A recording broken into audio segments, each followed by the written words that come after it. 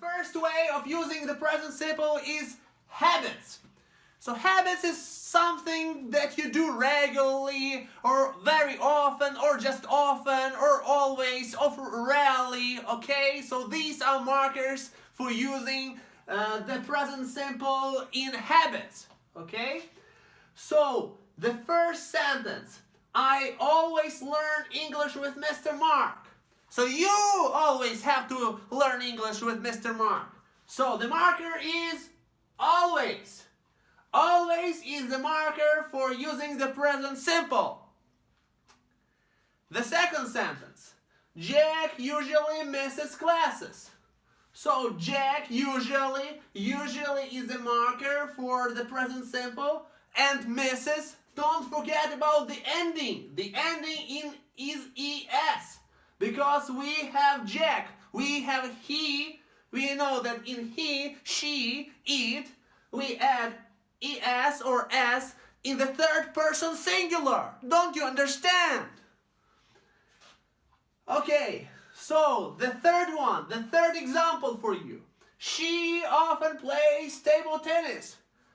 I think you can play table tennis. Can you? Ha! So often is one more marker for using the present simple, okay? Plays, don't forget about the ending s in the verb. Okay, the fourth example is they rarely get up early. So rarely is the antonym to the word often, okay? So this is rarely. Underline this word rarely. Rarely, not often at all. It's rarely, it's seldom, okay? But you don't get up early, do you? We go to work at 8 a.m. every day. So every day, every week, every month, we go to work at 8 a.m. Okay? It doesn't matter.